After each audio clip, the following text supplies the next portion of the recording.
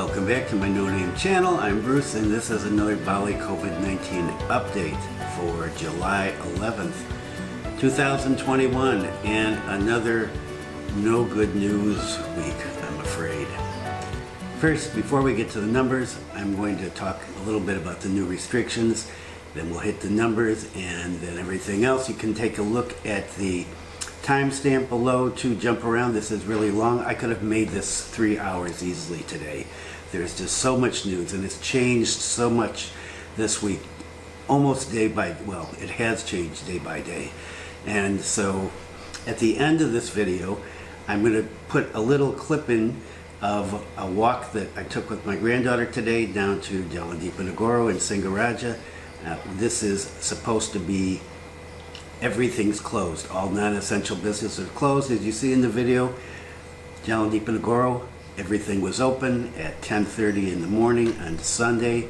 On Jalan Erlangga, right by my house, everything was closed. So what's happening? I don't know. Let's take a look at the numbers.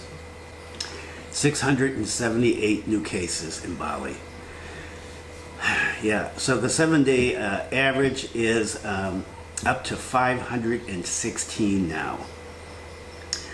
So yesterday in Indonesia as a whole, there were 35,000 cases. It's down a little bit. There's 38,000 2 days ago, yesterday and the day before. Down a little bit, but 35,000, and expectations are that the numbers are going to rise. And what about Bali? Number is 678 new cases. That gives us a total of 54,757. And recoveries, there were 297 recoveries yesterday. I'm adding a few new numbers here, and gives us a total of 49,123. 7 new deaths yesterday gives us a total of 1,625. And the number of active cases up to 4,009. And it's a positive plus of 374 from the day before. So numbers are not looking good at all. Of the 678 cases, 669 were Indonesians, 9 were foreigners. 556 of the cases were local transmissions, 121 were from domestic travel, just domestic travelers, and 1 from an international traveler. By Regency, Denpasar 253, Badung 120, Buleleng 79 were number 3.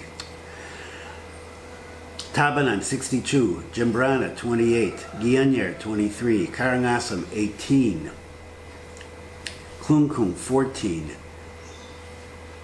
Bangli 2, and the governor has updated SE number 10, 2021, which closes all non-essential stores and shops and prohibits weddings, and I'll talk about that in just a second. So what about the emergency PPKM? Well, this article, SE revision, Coster again, non-essential sector in Bali lockdown. So the governor of Bali has again revised the governor's decree 9 of 2021 concerning emergency PPKM. In the latest revision, a special lockout is carried out on non-essential sectors. According to Dewa Indra, the regional secretary, the police, TNE, and other enforcement personnel will be tasked with carrying out disciplinary enforcement operations. For non-essential sectors that are still open or violating the SE, strict action will be taken, namely sealing or closing by a task force consisting of members of the police, TNE, Attorney General's office, and Satpol PP. Therefore, I urge people who are related to non-essential sectors to close offices, shops, and so on, he added. And what are these offices, shops, and so on? Well, he explained that non-essential sectors, for example, are clothing stores, shoe stores, mobile phones, household appliances stores, and the like. This includes vehicle dealers, private offices, offices of community organizations, provincial, district, city government offices, to village offices and cooperatives that do not serve essential needs. I reiterate once again that if you violate it, you will be sealed, and if you violate it again, I'm sorry, you will be subject to legal action, he added. He asked that the public understand that these policies are done in the context of protecting the health and safety of the people of Bali. This is an emergency, which means giving the government the authority to take necessary actions to maintain health and safety of the public.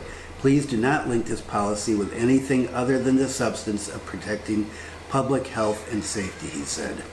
And what are the essential sectors that can be opened? Finance and banking, capital markets, information and communication technology, including cellular operators, data centers, internet, postal services, media related to the dissemination of information to the public. Hotels and export-oriented industries where the company must show proof of sample documents for export notification of goods. All other businesses are supposed to be closed. So all the businesses that are in the video at the end of this, the main video here, my little add-on video, they're all supposed to be closed. Now they may not have gotten the message because the change regularly. This is another revision. So things are revised again and again and again. A couple of days ago, weddings were okay. Now weddings are not okay. What's still okay that people are wondering about? Religious ceremonies. They're supposed to be closed according to the president, but in Bali they're still taking place. And both Hindus and Muslims have been on social media congratulating themselves and the governor of Bali for allowing them to carry out their religious duties. Okay, and the numbers continue to rise, going up daily. How is that affecting the hospital situation? Well, we know that in Jakarta and other places in Java, they are pushed to the limit, 100%. Now, what about here in Bali? Well, according to a report in Compass, and this was also on the Bali Discovery website, the intensive care units at 3 hospitals designated to receive COVID-19 patients are full in Denpasar. 100% occupancy of ICU critical care beds confirmed at RSUD, Wangaya, Sangla, and Mandara, Bali Mandara. So the ICUs are full there. The head of the Denpasar Health Department, Dr. Amini, told the press that the ICU units at 3 hospitals designated for COVID referrals in Denpasar are already filled to more than 100%. She said that the lack of available beds is directly connected to the sudden increase in COVID-19 cases in Bali. And the health department is communicating with hospitals and other agencies, warning them to expect more COVID patients as the number of infections continue to rise to unprecedented numbers in Java and in the country. In Bali, they're going up, but we're still fortunately not at the top. We're not setting any new records yet. In Bali, hospitals generally report bed occupancy 70 to 80%, excluding the filled capacity beds in the ICU for COVID patients. Armenia assured people that the supply of medical oxygen in Bali remains sufficient to meet the current requirements. This is a big problem in Java right now. At the same time, Armenia admitted that many hospitals in Denpasar were on the alert and carefully scrutinizing their supply of oxygen because of the experience that's happening in Java, and so that this does not happen here. She said all hospitals in Denpasar are involved in what is figuratively a heart-stopping game, praying that they do not experience a depletion of critical medical oxygen, as was the case in some areas in Java. Many added that the health situation in Bali is uncertain and people need to diligently follow all health protocols so that a growing number of cases can be brought under control. She added, because new PPKM emergency lockdown regulations have only just come into effect, we cannot see the immediate result. It's hoped that in 2 weeks new infections will begin to decline. And so numbers climbing. So on Tuesday we had 30,000, a new record, 30,000 here, and then In Bali, same day, 411, if I remember correctly. So, not good. And according to this article, Indonesia expects COVID-19 cases to rise despite stricter curves. Minister Luhut, who was appointed by President Jokowi to oversee the COVID-19 response, said this 2 weeks is a critical time for us. The new curbs, such as tighter travel checks, a ban on restaurant dining and outdoor sports, and the closure of non-essential workplaces, runs until July 20th, but could be extended, and may be until cases get down to below 10,000 on a national level. Now, we're at 30,000, so that's a long way. In order to keep people home, police put up roadblocks and more than 400 checkpoints across Java and the resort island of Bali, with more than 21,000 officers enforcing the curbs and helping in random testing. But as I said, when I was coming back, I guess on the second day of the restrictions, there was nobody on the road. There were no authorities checking anything. I don't know about now, and I'm not going to go out. I'm staying at home. We're supposed to stay at home, and so we're going to stay at home except for our little shopping trips that we need to make. The streets were not as crowded as usual today, but people were out. And in Jakarta, traffic was much lighter than usual, with trains and buses nearly empty, but some people still flaunted the curbs to jog and ride bicycles, even though the main roads were blocked. And one stroller, who was accompanied by his wife, told Reuters that he disagreed with the curbs despite having lost a friend to the respiratory disease. We know it's dangerous, but at least if we want to go to the mall or somewhere, we should just show our vaccine certificate and maybe a test result, he said. In Bali Ubud Art Market, a saleswoman complained about the curbs and said that the delay in the reopening for foreign tourists, which was planned to do this month, and so people were getting ready. She said, "We've been closed for 15 months and we've been making preparations, but suddenly these restrictions." And the independent data initiative Lapor COVID-19 said that the medical system has collapsed after its analysis found at least 265 deaths outside of hospitals at a time when people are isolating themselves at home or queued for emergency beds. The health ministry spokesperson, however, Siti Nadia Tarmizi, denied that medical facilities have collapsed, but she did not comment on deaths without medical care. Authorities are trying to speed up vaccination efforts in the worst hit areas. The inoculation campaign has covered just 7.7% of the total 181.5 million people that they're targeting. This is 70% of 270 million people in the country. Jakarta launched vaccination this weekend at a football stadium for children ages 12 to 17, aiming to inject more than 20,000. Indonesia's tally of infections as of today, this is Tuesday, 2.26 million. Death toll more than 60,000. Let's talk about vaccines now. So this past week, vaccinations for children started, children from ages 12 to 17.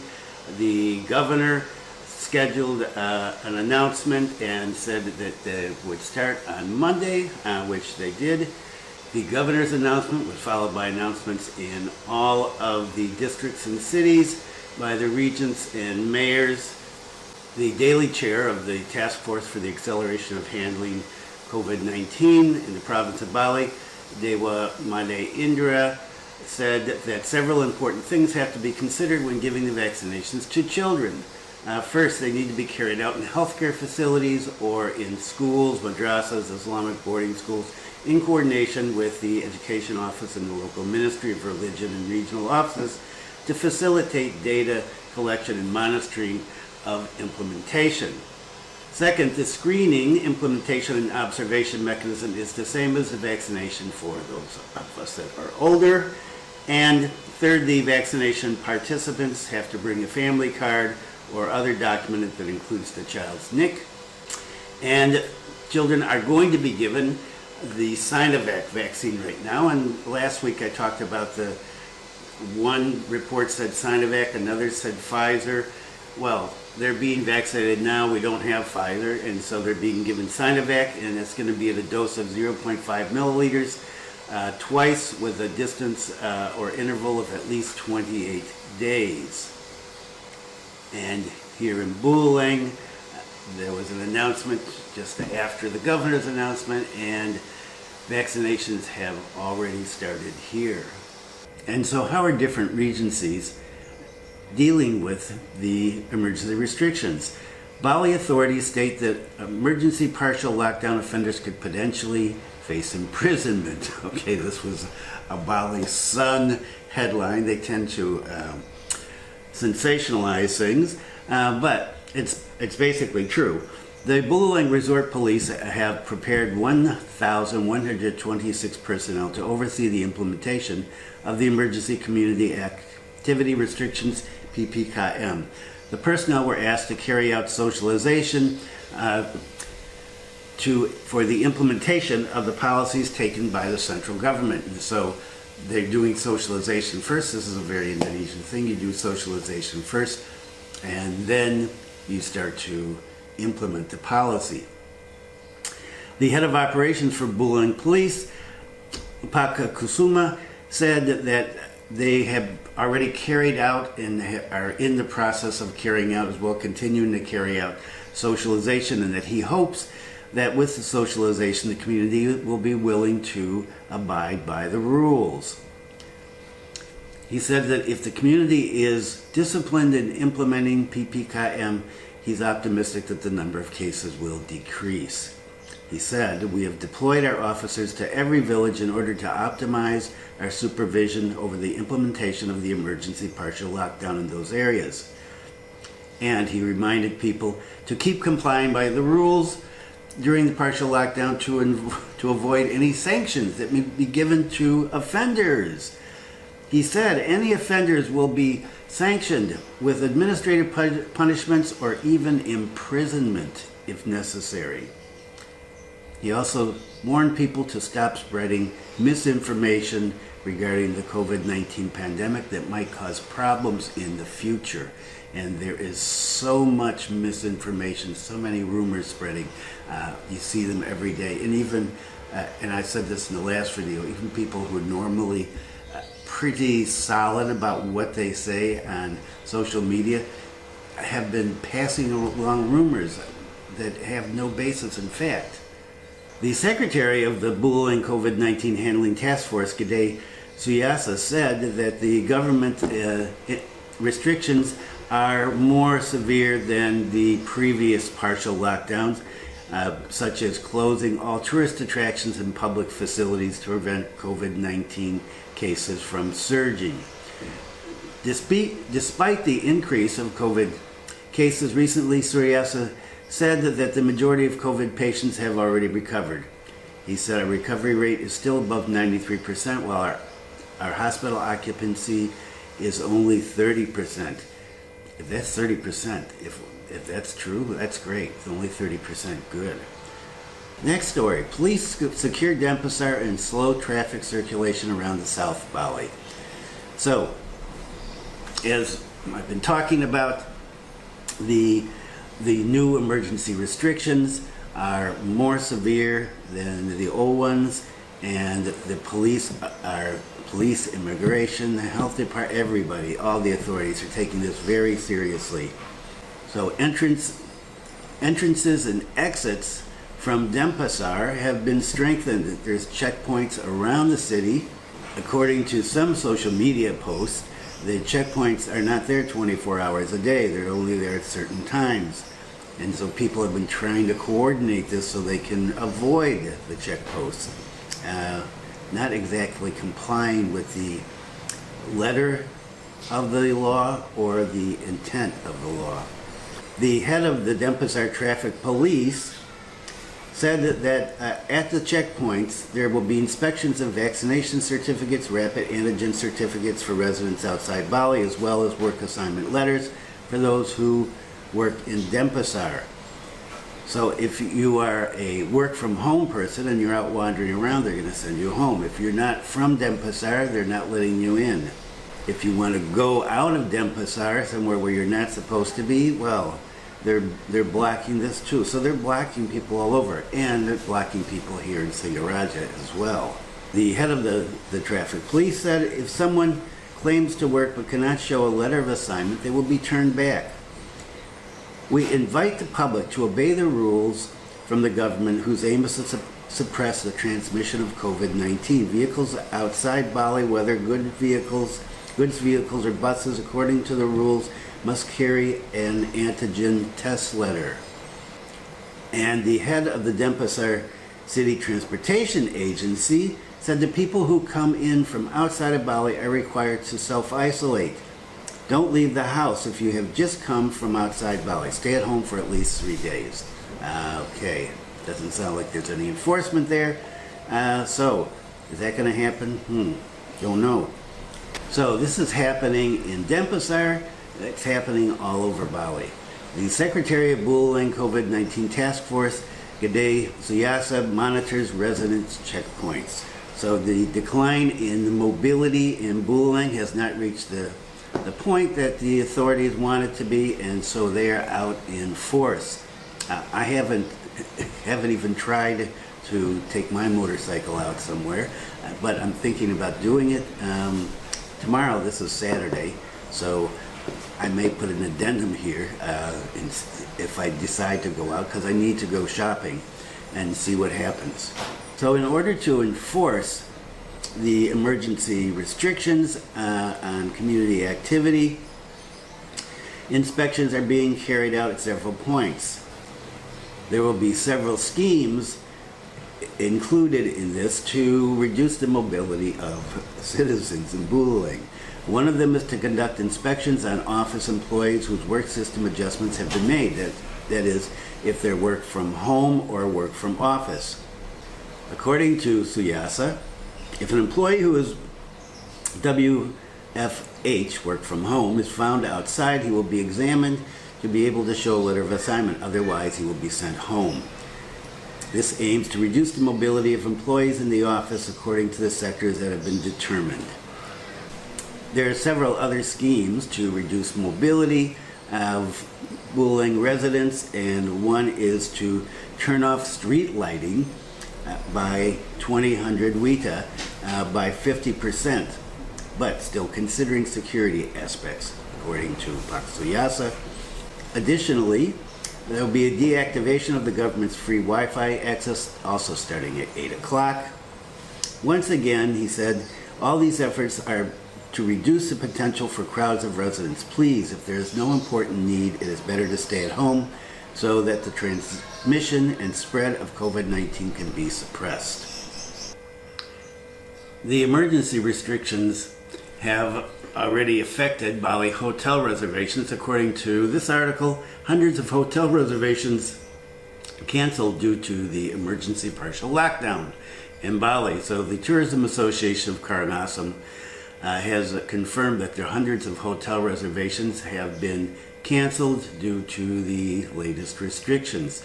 The head of the Karangasem Hotel and Restaurant Association, Wayan Karyasa, confirmed that they have received a direct impact from the restrictions in the form of canceled reservations.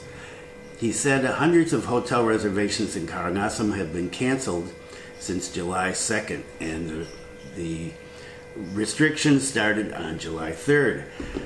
Karyasa predicted that the number of cancellations would potentially increase as the government implements more restrictions for both international and domestic visitors. He explained further that there were other events planned to be held in Karangasem, including the Work from Bali program, and that was canceled due to the implementation of the restrictions. He urged the government to provide financial support to the tourism section as compensation for their compliance with the policy. I hope the government can provide some support, such as helping workers who have been laid off, paying for their insurance, and providing cash assistance for operational costs during the partial lockdown, since we had to close our businesses until the lockdown ends. Well, beaches are closed as coronavirus cases climb, and the restrictions are really taking effect now.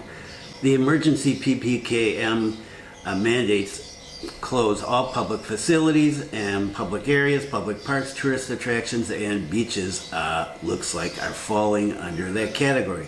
There's been questions about this, that this beach is open, that beach is open. People on social media asking, can I go surfing here, can I go surfing there? And of course the usual complaints about, well, surfing is safe. Why should I be banned from surfing? Why can't the beaches be open so we can surf, so we can walk along the beach, so we can take our dogs? They're not. They're closed because the government doesn't want people collecting there. But despite the fact that beaches have had signs put up, or some of them, saying that they're closed, including Pantai Sindu in Sanur and Pantai Kedunggu in Tabanan, people still are showing up. Despite the closures, the Pecalang in Kuta have banished surfers who they've caught out early in the morning. A number of residents and tourists still being stubborn out surfing at Kuta Beach, and this site made the Kuta Beach Task Force and the Kuta Traditional Village Pecalang angry, and they disbanded them. The surfers were asked to stop their activities on the beach. The officers chased them away while giving them a code. I guess this means a sign, by crossing their arms. Here's a photo as a sign that surfing is illegal, and asking them to get out of the water. Pecalang remind people that all activities on Kuta Beach will be temporarily closed during the emergency period of July 3rd to July 20th. The surfers were told to go home and not to wander around for non-essential activities. If they continue to be stubborn, they've been warned that firm action will be taken. So the beaches are closed, and cafes, restaurants, bars, all that is supposed to be closed at 8 o'clock. There's supposed to be no dine-in eating, although reports that many restaurants still have dine-in eating. Well, in Buleleng has had a number of these problems. 12 people were caught in a Buleleng cafe raid as it remained open during the emergency. 3 waitresses and 9 customers at a cafe were apprehended during a late night raid. Well, it wasn't that late, actually. Police say that the cafe appeared to have its lights off and closed from the outside, but actually it was operating as normal when officers went in.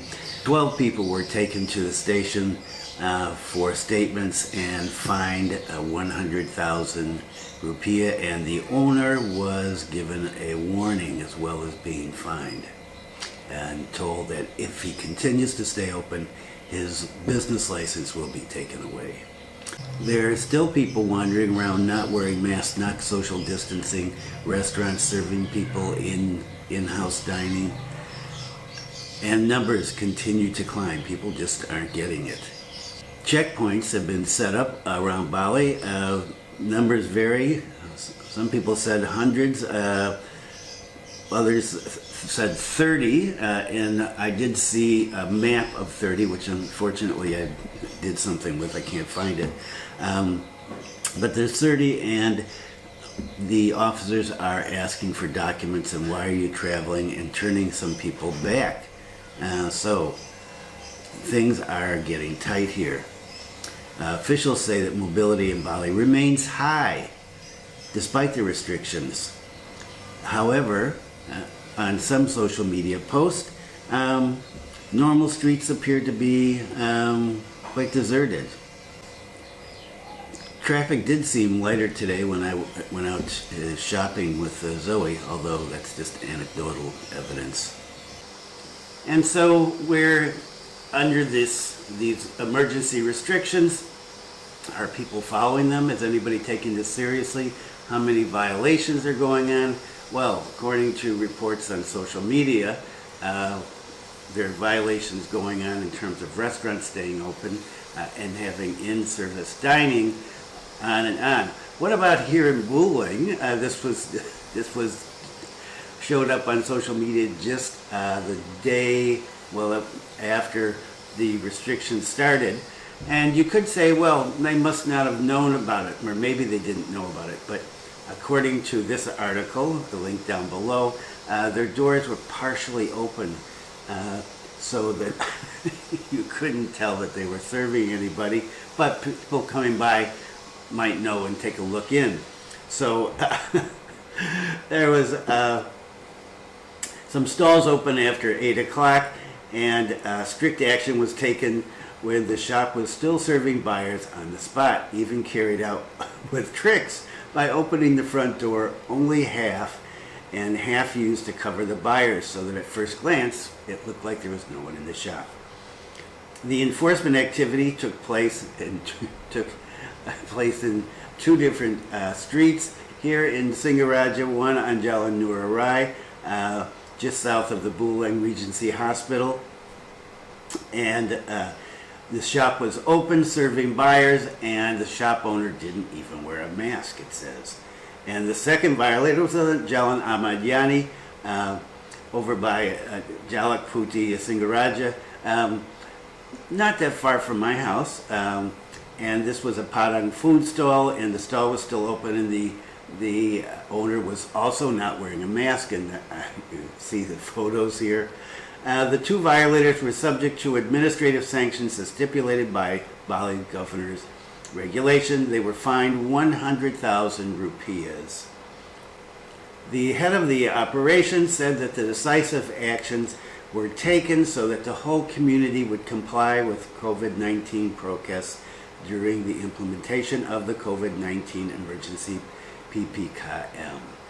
And so, I don't know, I'm not going out at night, so I'm not checking to see if anybody's open. I'm assuming that the authorities are doing that. But they are, and I've heard that there's restaurants serving people in Ubud, and things are going on, some seemingly normal in some places and not in others. Now, I was out today in the street with Zoe, a little cafe by my house, which just serves coffee and kind of desserts, very Indonesian style. The coffee's good. They were open. They had a sign out saying they were open, but the chairs and tables were gone, so you can get takeaway. Yeah, you can't stay there. That's with regulations. And at the Alpha Mart, where Zoe and I were buying some supplies, there was a sign on the door saying that they were closing at 8 o'clock due to the emergency restrictions. So that's good. More on how the emergency restrictions are affecting Bali, the Balinese people. Well, there's another one in Buleleng. A lot of stuff on Buleleng this week. Well, because I have a lot of feeds for Buleleng social media. Due to the beach being closed by the task force, merchants are saying that they're hungry. So on the third day of the implementation of the Emergency Community Activity Restrictions, PPKM, the traders who'd been selling goods at Penimbangan Beach in Buleleng began to scream. The traders said that they can't even earn enough for their daily needs. They can't eat because the beach is closed because it's a tourist attraction.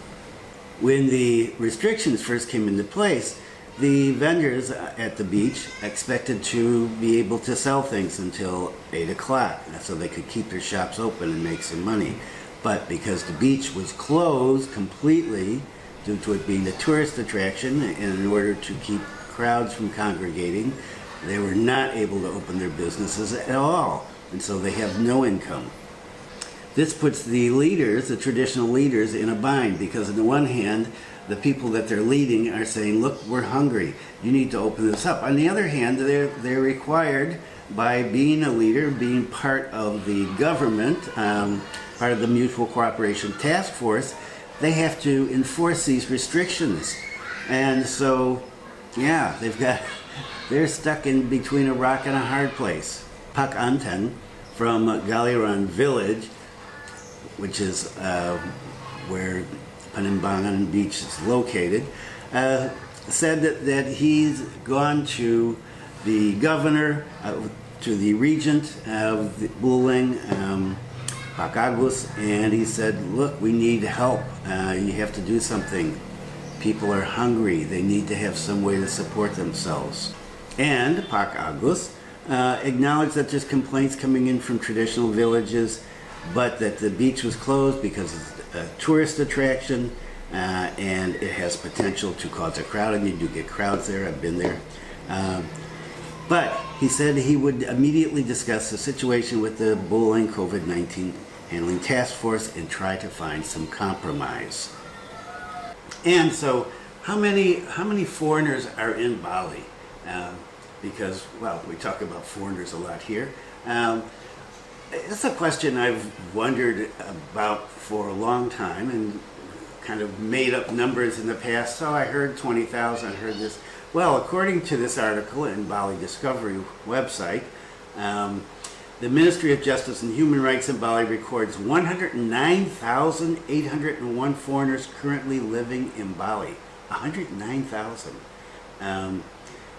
This number is spread across people from almost every corner of the world holding permanent residency, Kitap, temporary residency, Kitas, and visitor visas. Those are the B211 people.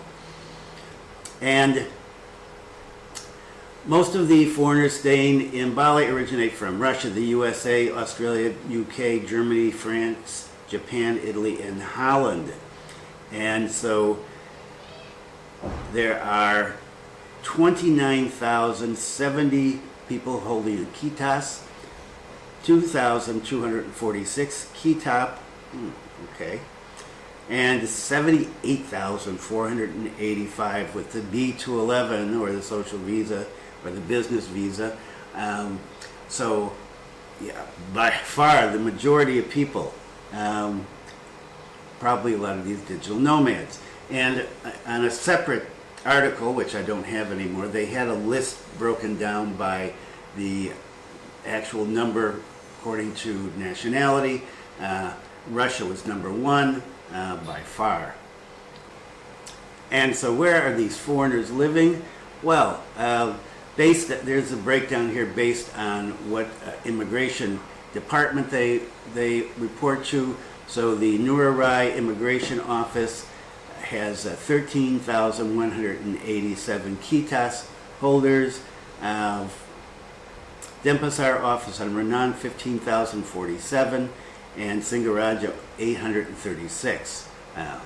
One of the reasons I like living up here, we have less foreigners up here to make problems. And for the 2,246 foreigners holding the Kitap, the Nurai Airport has 917 reporting there, Denpasar Immigration Office 1,125, and Singaraja, just 204 of us with Kitaps go there. And in terms of the visitor visas, Nurai Airport, 52,099. I'm guessing this is where Canggu people go in Kuta. Denpasar office, 25,568, and Singaraja, only 819. So wow, look at the difference there. 70 times, almost 70 times more people reporting at the Nurai office than at the Singaraja office. And the 10 leading source countries, Russia is 1, USA 2, Australia 3, UK 4, France 5, Germany 6, Ukraine 7, the Netherlands 8, and Canada 9. Okay, so there's a little report on who's here and where we're from. About the bad foreigner segment of this week's video. Well, we have one today. Now, you know from my previous story about the numbers, and Russians are number one, and here is a Russian bad foreigner story. Russian national arrested after extorting thousands of dollars. So a Russian national has been arrested for extorting money from another foreigner from Uzbekistan in Bali. The director of the Bali Crime Investigation Bureau confirmed that the suspect was arrested after extorting money from Uzbekistan. The way this worked out is, wow, is, well, both people are committing crimes here, but, well, which crime is worse? The extortion, definitely.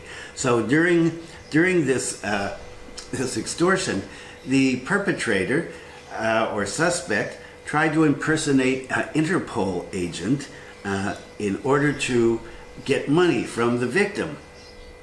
And so this whole thing started when the suspect approached the victim and said that he was an Interpol agent and that he knew that he was running a motorbike rental business in Bali illegally, violating Indonesian law, and that if he would pay him some money, he would not report him to the police.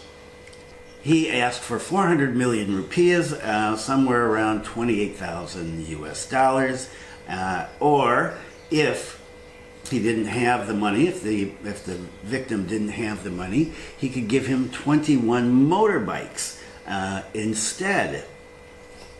Well, he paid up apparently, but a few months later, the suspect comes back again with demands for more money, and so he asked for 121 million rupiah. Now that's strange. Why did he ask for 121 million rupiahs? I kept thinking maybe this is comes out to a certain amount of money in rubles. I don't know.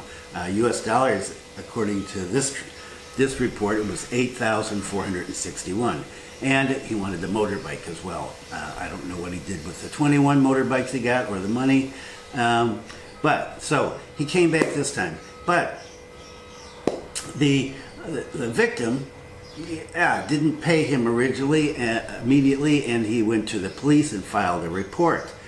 And so officers were waiting at an arranged location. The victim told the suspect, okay, I'm willing to pay up, let's meet here. When he showed up, the police were there waiting to grab him. And during the interrogation, the suspect admitted that he's been doing this illegal activity with two partners who have fled. And so they're two more Russians, and they're now fugitives in Bali. If they're still here, they may have already left. And the police are still investigating this case, trying to find other victims because they think that there may well be other victims around. The suspect is being detained at the Bali Police Department, along with the evidence that they collected, which included a car, $1,400 US dollars, or 20 million rupiahs, and a motorbike. And where did this take place? If you guessed Canggu, you would be right. And another foreigner doing bad things.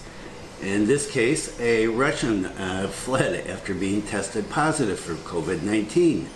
So a young Russian was tested positive for COVID-19 at Udayana Hospital. She wanted to go back to Russia. She needed the COVID-19 test, and she tested positive, and so she took off from the hospital and, well, according to the story, wandered around. A spokesperson for the COVID-19 Task Force for Badung Regency, Gede Saputra, said that she was obviously distressed because she tested positive, and she decided to leave. Well, they were able to track her down at her villa in, where else? Canggu, and she was arrested. And she was taken to a facility, quarantine facility for COVID-19, and she was arrested in cooperation with immigration and health authorities. And so she's She was questioned to find out who she'd been in contact, where she'd been, so that tracing could take place, because she'd been gone for a few days, so she obviously had contact with a lot of people. Saputra said he hopes that foreigners will comply with health protocols that had been set, and said starting from them, they have to follow our rules. Secondly, they have to reduce their mobility and apply health protocols. We have even given them vaccines. According to the head of Badung Satpol PP, Pak Surya Nagara, he said that it's possible that the Russian citizen would undergo isolation in a hotel under strict supervision by officers. It has been handled and found. Now it has been taken and is waiting for the ambulance to be taken to the quarantine hotel, he said. And once she is tested negative, I assume she's going to be deported. Okay. And an update on the young Russian lady who ran away from the hospital after she tested positive. And I think in the earlier part of this, in the original, I said she'd been wandering around for 2 days. Apparently, according to an article in the Bali Discovery website, she'd been wandering around for 5 days. Authorities have been tracing her movements during her 5 days on the run, and they've identified at least 10 people who had close contact with her. She is currently in medical detention, awaiting negative results so she can be deported back to Russia. And more on naughty foreigners. 14 Caucasians, according to the title of this, in Bali, violate protests during emergency PPKM. 3 threatened with deportation. So 14 foreigners were caught up in a raid, apparently at the Deus Cafe in, where else? Canggu. And 3 of them, one from the US, one from Ireland, and one from Russia, are suspected of violating law number 6 of the 2011 on immigration, said Jamaruli Manohuruk. And he explained that the foreigners were caught in a mass raid, and that there were 14 foreigners. 11 were subject to sanctions ranging from verbal warnings, fines of rupiah 1 million, and passport confiscation. 3 people who violated the immigration law are still being investigated at the immigration office. Emphasized that if the results of the examination prove that the 3 committed violations, deportation can be carried out. As we promised, of course, they will be deported, he said. Now, if you remember last week or 2 weeks ago, I said that they were not going to fine people anymore. They said, forget the fine, we're done being nice guys. Well, they're fining people and giving them verbal warnings and deporting them. So it's not clear if there were different violations here, what it was, why there's different sanctions for these 14 people. But it's happening, so you've got to wear a mask, and wow, there's a spotlight on Canggu. If you're in Canggu, you better behave. An update on this story.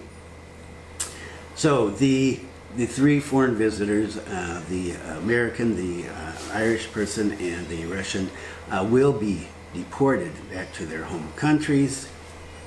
And for the people that were caught and were not deported, but given fines of 1 million rupees, they were apparently wearing their mask improperly. They were either wearing it on the chin or below their nose.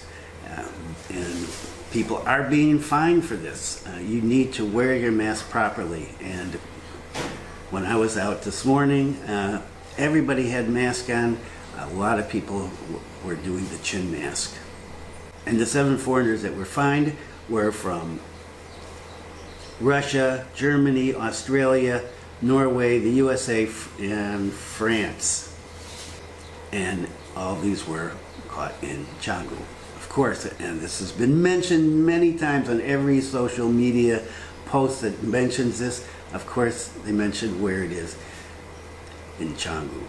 Next story. PPKM cancels Bali tourism opening. People's representatives asked to keep open with strict procedures. So, the opening in July has been canceled. Forget it. That's not happening. But several factions of the DPRD encouraged tourism in Bali to remain open or to be opened as planned. The plan was that Bali would open for international tourists by following the strict health protocols. However, the numbers had been shooting up and not everybody was following the protocols strictly.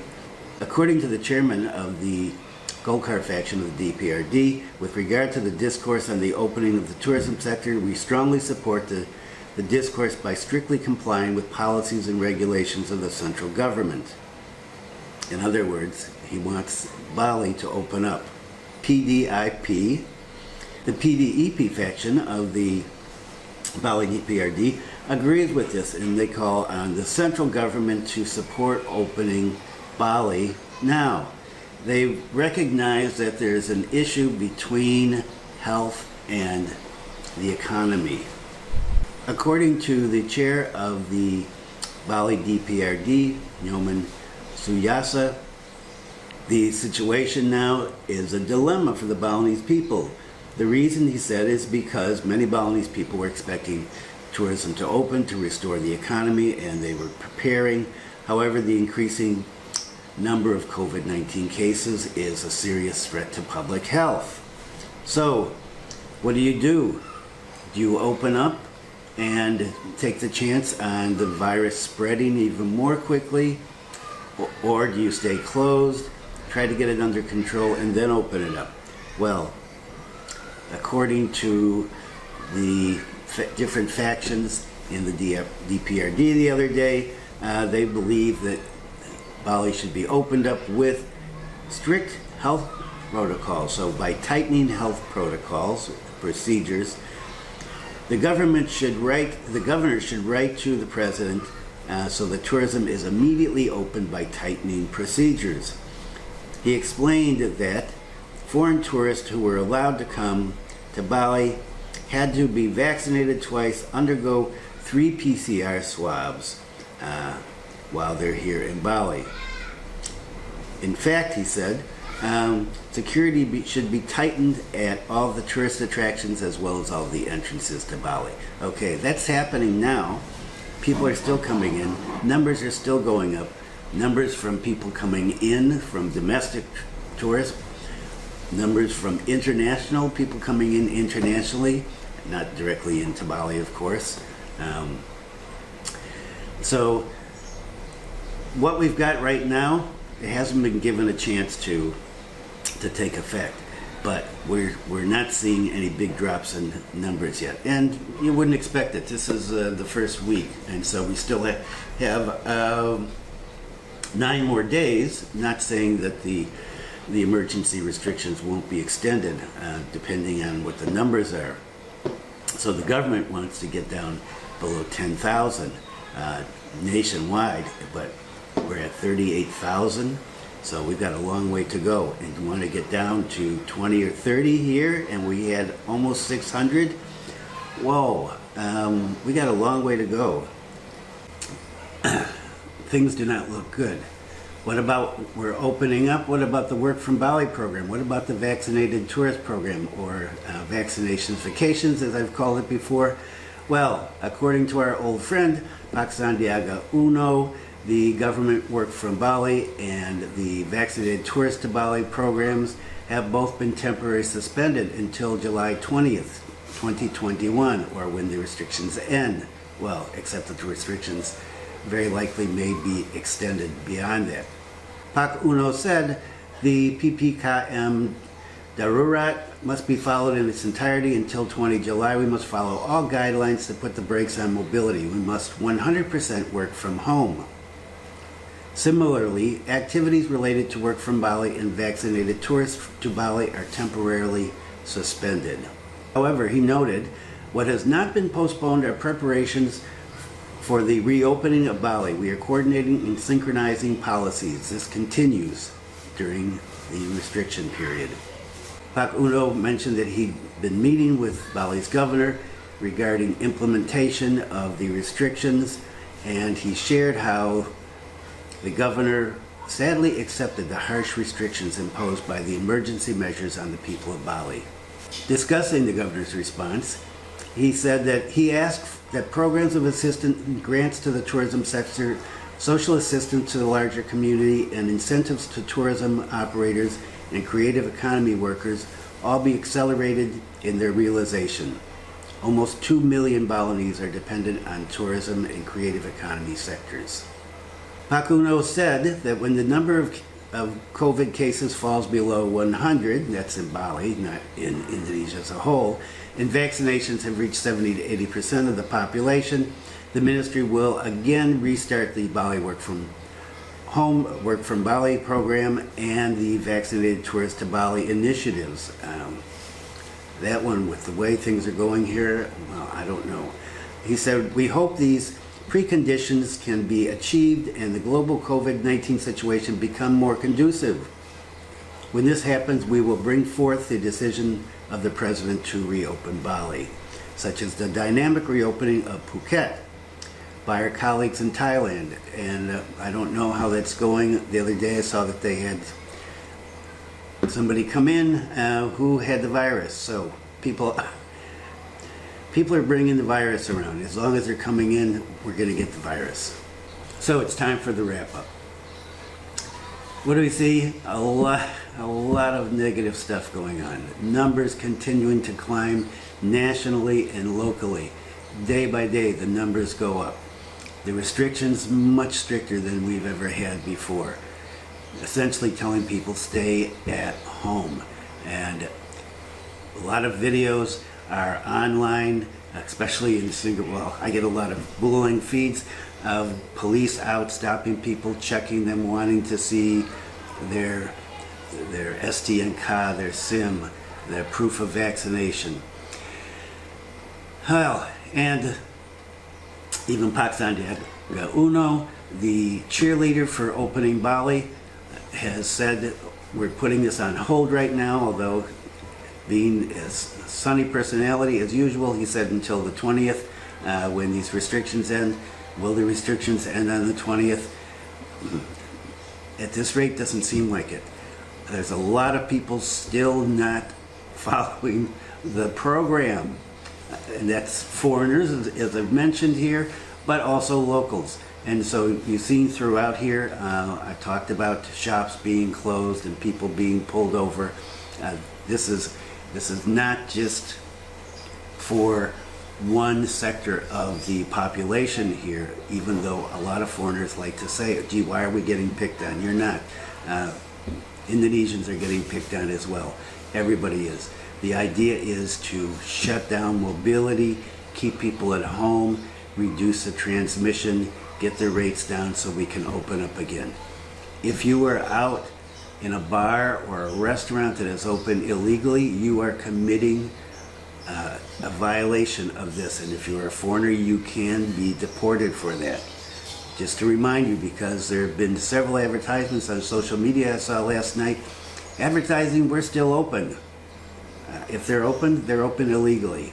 If you're there, you're committing an illegal act, and you can be prosecuted by the government. You can be punished by the government. You could be deported, you could be fined. It depends on what they're going to do in your response. If you do happen to get pulled over for doing something, if your mask slips down or you forget to wear it, the last thing you want to do is put up a fuss. Admit that you are wrong, apologize, ask for forgiveness.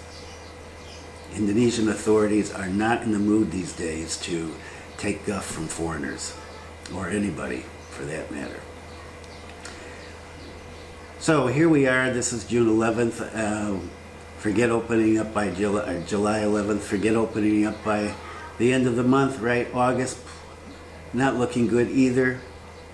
September, I don't know. Nobody knows these days what's going on. And as I said, there are so many more stories, important, interesting stories that I haven't talked about, just because I don't want to make this into a 3-hour video. And I've had to go back and revise a number of these because they've changed. This is a situation where stories are developing and changing, not just day by day, but sometimes hour by hour. So if you're in Bali, follow the protocols, stay at home unless you need to go out to get food. If you're not in Bali and you want to come here, we can go back to when I said it many videos ago, and I've said it a few times since then.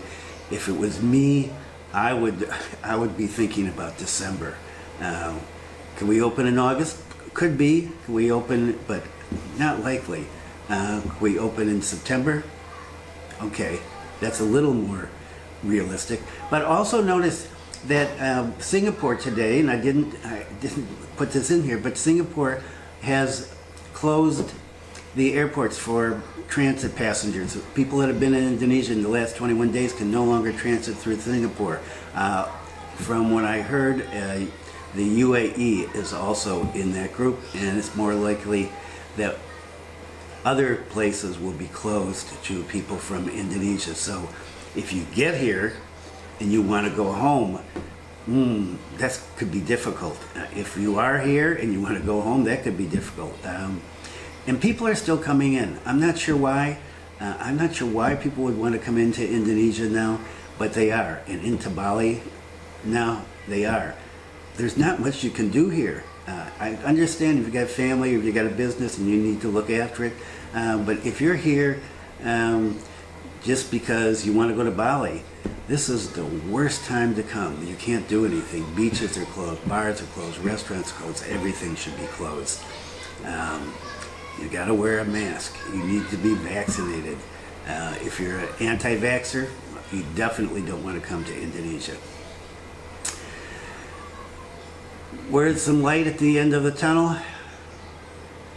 Well, if people can get it together here, if we can get everybody vaccinated, if people are vaccinated throughout the country, if we stop importing from outside of Bali, there are just so many ifs. So if you're here, stay home, have a good time, watch videos, make videos, play music, get drunk, but yeah, don't contribute to the problem. If you're not here, stay in touch. Things will get better eventually. And that's about it for today. If you want to see this short little video, it's about 2 minutes and 30 seconds of downtown Singaraja today. It's coming up right after this. Thanks for viewing. Thanks for the comments. Thanks for the thumbs up. I appreciate it. Take care. Be safe. Be kind to someone today. See you next time. So we're out on a Sunday, and Chloe is off somewhere. She wants to go to Indomart. I wanted to see, we need to get some food, but also see what's happening in town. So non-essential businesses are supposed to be closed, but everything looks like it's open here. There is lots of shopping going on. Downtown Singaraja looks like normal. And place selling masks from your car. You want to buy masks. And the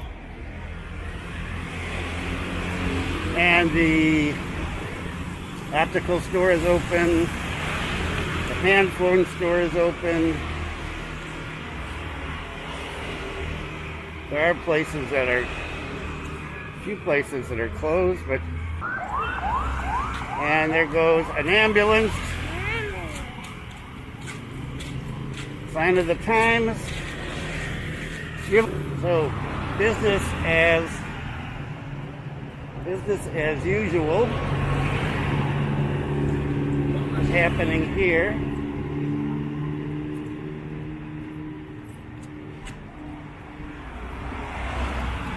On Jalan Diponegoro anyway.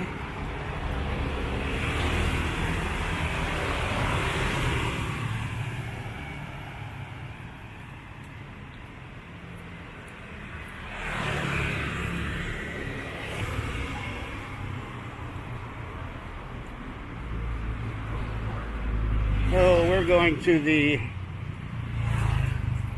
Alpha Mart to get some food. And over here on the corner of Jalan Erlangga and Jalan Diponegoro, oh, the bicycle store is closed. Whoa, all the stores are closed on Jalan Erlangga. Oh, so somebody's doing the 100% work from home, closed non-essential businesses.